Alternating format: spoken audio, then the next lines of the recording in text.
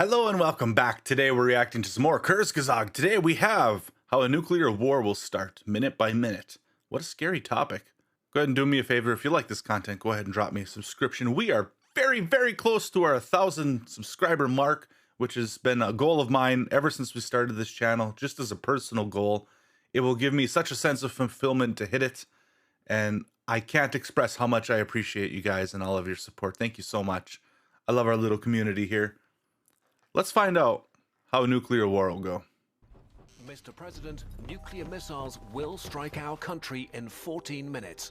I know it's your first day in office, so I'm going to walk you through it. Your first day. You're the only one who can authorize our nuclear retaliation in response, and you've only got a few minutes to make a decision. What would you do if you were in that position? If you were a world leader and you were told that you had nuclear weapons on their way, nuclear missiles on their way. 1, 20, 50, you don't know, but they're on the way. What a tough decision, honestly, for any single person to be burdened with that. As you know, tensions have escalated rapidly in the past few days. Today's Joint Allied Aerial Defense exercise began just minutes before we detected the launch. A simple misunderstanding, maybe. We assume the sudden attack is meant to neutralize as many of our nuclear forces as possible. But that doesn't matter now. Missiles are in the air, and we can't shoot all of them down. Why? Because intercontinental ballistic missiles are basically rockets launched into space before re-entering the atmosphere over their target and releasing many different warheads, higher and faster than anything you can send after them. ICBMs are scary. They are... That technology is just, I don't like it. I don't know. So back to the question of what you would do. I think if I was a world leader, I would probably not be able to press that button. I really don't think I could. That proverbial button. I don't think I could press it. Because even if it's not a false alarm, even if there's dozens of missiles on the way with hundreds of warheads that are going to cause just absolute annihilation, what does me retaliating do? Just kills a bunch more innocent people? That's all it really does. I'm screwed either way, right? So why would I take more innocent people with me that likely had no input or say on this attack? I don't know. I don't think I could do it. We need to get you to the bunker. Here's what we know. 4 minutes ago, our new infrared monitoring satellites detected 112 bursts consistent with ICBM launches from the enemy's inner territories. For some reason, only 20 of their 80 underground nuclear silos seem to have fired, so we suspect most of them were transporter erector launchers, trucks with big missiles on them. It's unclear why they didn't use all their silos. They might just not work after more than 30 years, or they might be keeping them in reserve. The fog of war is keeping many things unclear. Aerospace Command thinks the ICBMs are targeting our nuclear command centers, silos, and major Air Force and Navy bases, ending this war before we have a chance to act.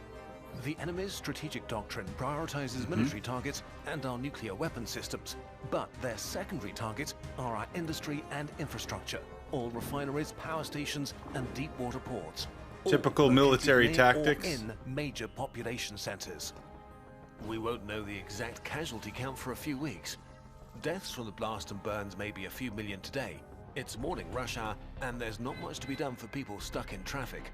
People in major metro areas can't really evacuate, but emergency broadcasts are being sent out to shelter in place and away from windows. Radiation exposure for intact population centers is highly dependent on the weather over the next week. We might be looking at dozens of millions of deaths by the end of the month. Nuclear war is terrifying. The thought of it. I always have thought of, and I don't remember where I've read this before, or I've seen this somewhere, but there was an idea that the nuclear launch codes, or something required in order to trigger a nuclear launch, and this was considered in the US, would be surgically implanted inside of somebody, and that somebody would follow the president around. And it would be in such a spot, like near the heart or whatever, that the only way to get that you would have to take that person's life. They would not survive you extracting that launch code from them. You would have to, with cold blood and a knife, commit murder to get that code. Which, of course, pales in comparison to what you're actually doing with the nuclear weapons. But it does raise that moral conundrum of seeing an impact directly in front of your face, having a direct cause and effect of the knife to get that code. So that way you can commit even greater or worse acts. And there's the psychological part to that feels like any sane person that should ever be responsible for this type of thing would really have a hard time doing, which is good.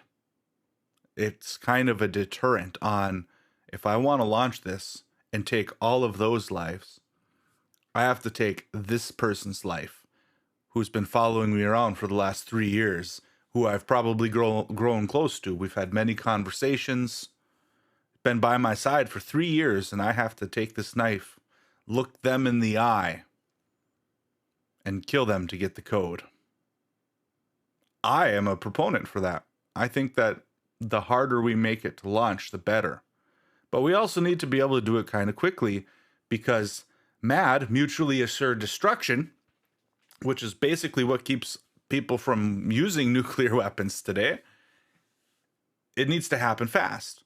Now, hopefully, we wouldn't actually retaliate and destroy a bunch of everything. There's been many false positives when it comes to alerting for nuclear attacks. And thankfully, every one of those times, no one retaliated, because that would have been very bad, because it was fake. It wasn't real. It was a malfunction. But the idea is you have to have the capability and the procedure in place for mutually assured destruction. Otherwise, it's not a deterrent. If you as a country say, we're not going to retaliate if someone nukes us, well, where's the threat then for the other side? You know, they can cripple you before you can retaliate and take time to do it if you're not going to do it immediately. So the illusion of mutually assured destruction is important.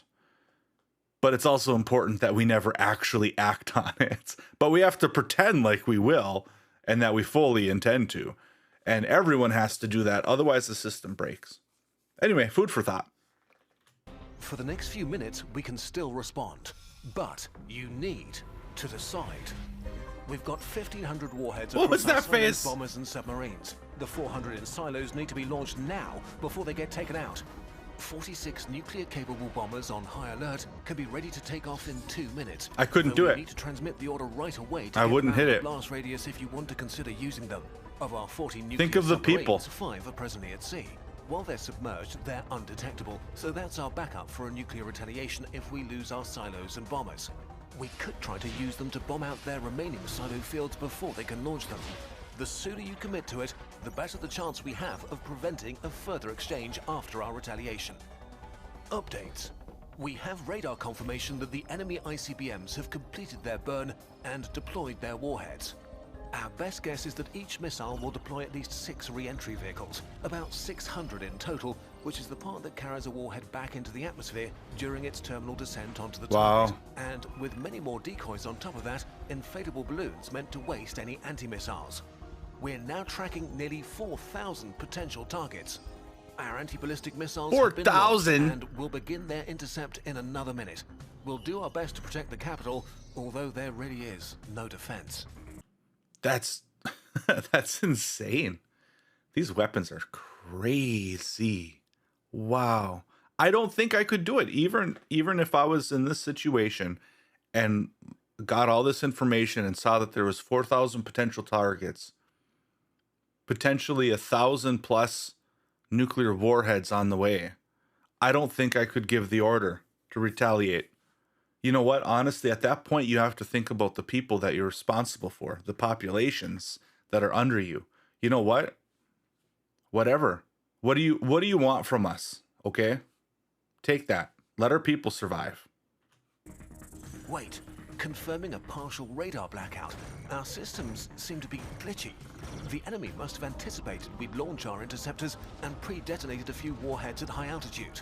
That ionizes the atmosphere and creates radar interference. Our interceptors should Or still your operate system okay. glitched. They've had a 55% success rate in tests, but never with this many decoys or with radar interference this intense. We might shoot down 50 objects, but there's no guarantee they're warheads. It looks like most bombs are going to get through. This is our last chance to counterattack. We're out of time. Our silo launch sequence takes 5 minutes. We have to transmit and confirm a launch order, and the missile needs time to clear the 5 blast minutes? radius of the incoming bomb. 5 minutes? This is a lot to take in, but the war plan is made. You That's- just need to enter the launch authorization codes and push this That's button no to time close at all. network. You can't do anything else to save more of our people. If you don't launch now, then this war will be over before it even begins. You understand? This is our one chance, right? Couldn't do it. The effect? Enemy civilian casualties are hard to estimate, but should be similar to ours. A few million right away, perhaps a few tens of million by the end of the month. The total fallout from their attacks and ours might trigger a nuclear winter, potentially killing billions around the world, but that might happen even if we don't retaliate. I'm sure you have questions, but you have to give orders without expecting answers right now. With an attack of this scale, there's no guarantee communications or assets will be intact in a few minutes. What if it's a system glitch? That's happened numerous times throughout our history. What if it's false? What if it's a training simulation that somehow got run with unexpectedly and we think is real? There's so many possibilities and millions and hundreds of millions of lives in the balance. I couldn't press it. I couldn't do it. We're out of time. We need a decision, sir. Can we launch? What's with that face? Nuclear wars aren't regular wars. They only last minutes, and in times of crisis, small conflicts can rapidly spiral out of control. Anything from small communication lags to sensor errors to just uncertainty in the fog of war mean that no leader will ever have a complete idea of what's happening as a crisis unfolds. When tensions are high, accidents or misunderstandings can steer leaders, even those with good intentions, to launch a nuclear attack. Confused and with incomplete information, a single person, yes, it's really just one single person who decides, can literally make civilization-ending decisions, killing hundreds of millions of people in the time it takes to watch a YouTube video. That's one of the other problems. So, I mean, there's so many problems with nuclear weapons and our nuclear, the way that we handle them. So let's take aside and put away all of the concerns about nuclear weapons themselves, okay? Because there's not really a good answer to that. The way that we manage and handle them and having the single person being able to authorize it with really on a whim. I mean, it's yes or no. Okay, that shouldn't be the case. There should be a bigger system in place, or multiple people at least. I know what in the World War II, maybe, I believe German submarines used to, or no, not World War II, this was after. But anyway, the German submarines used to have 3 commanders on board, or 3 officers rather. And in order for a launch to be confirmed, because they would oftentimes be in the deep sea and be outside of radio communications. So they actually had the authority to basically make their own launch. All 3 of those officers had to agree, though. If there was one dissent, there couldn't be a launch. Something like that seems a lot better. There's always people near the president or the other world leader. There's always people near them. It should be a group decision. It shouldn't be on one person's shoulders. All it takes is one person having a bad moment of judgment, having a really bad day, making a mistake. I mean, these are things that we do all the time. We're humans. Doesn't matter what position you're in. We all do these things. We all have bad days. We all get angry. We all get emotional. We all make mistakes. It shouldn't be that way. That's insane. It should not be that way. Especially some of the world leaders we have. Like, what the heck? This story is fiction, but the world came very close to this several times. In 1995, Russian radar detected a submarine-launched missile, and their nuclear forces went on full alert, except it was actually a scientific rocket to study auroras. In 1979, US computers reported a full-scale Soviet attack with only minutes to respond, except it was a training tape being incorrectly loaded into a computer. In 1980, Someone got fired for that. Oh, you almost caused global nuclear war. Put that on your resume. except it was a training tape being incorrectly loaded into a computer. In 1983, the Soviet satellite alert system showed 5 ICBMs launched from the US, but it was a false alarm caused by sunlight reflected on clouds. During the Cuban Missile Crisis, a Soviet submarine with no contact to Moscow for several days concluded that nuclear war had begun and decided to launch a nuclear torpedo. Oh, this is the one I was talking about. The authorization of 3 officers was required. One of them, Vasily Arshipov, opposed it. But what if he hadn't? Any safeguard can fail no matter how carefully designed it might be. And decisions are being made right now to build new weapons and missile systems that commit the world to another century of nuclear stalemate, complicated further by China's emergence as a new nuclear superpower. Simply accepting that the existence of nuclear weapons is inevitable might mean their use is inevitable. How new is that, China being a nuclear superpower? I didn't realize that they had nuclear weapons. Huh, interesting. But the world doesn't have to be this way. Even incremental steps taking apart one bomb at a time will eventually result in a world with none. Well, okay, let's talk about that for just a second, because in theory, nuclear disarmament is a great thing. We destroy our weapons, get rid of them. You destroy your weapons, get rid of them. We slowly kind of just go down, down, down, down until it's all gone. In practice, though, in actuality, it doesn't work, because you're never going to give up all of your nuclear weapons, because what if the other side doesn't? What if they don't? What if they say, yeah, we did that? You can't take that risk. You can't take that risk of completely disarming yourself while allowing them to be armed. So it's never actually going to really happen. During the Cold War, the world had over 70,000 nuclear weapons. Oh. Through arms reduction treaties, that number is now about 12,500. To be clear, I'm not saying that nuclear disarmament is something we should abandon, because this is a really good illustration of that, of why it's good. We're still reducing the amount. That's great. The more we reduce it, the less likelihood that one gets lost, stolen, misplaced, accidentally launched. There's less to go wrong, which in this case is a really good thing. Progress is not guaranteed, but it's also not impossible. Governments and militaries are not separate from their nations. They're part of them, just like you. You have the power to make demands of your leaders, and often this begins with just being aware of an issue.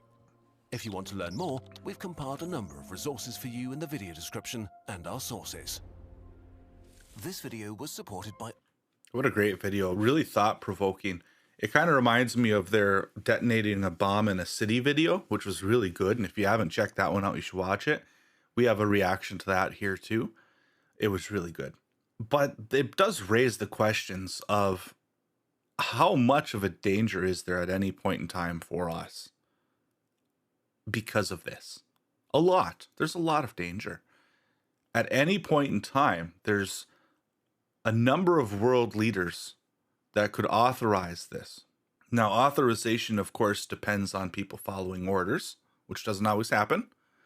So, say, for instance, if the president authorized a launch, there could be someone in control of actually launching at the silo or whatnot that just refuses to obey those orders. That could happen, very likely in a preemptive strike.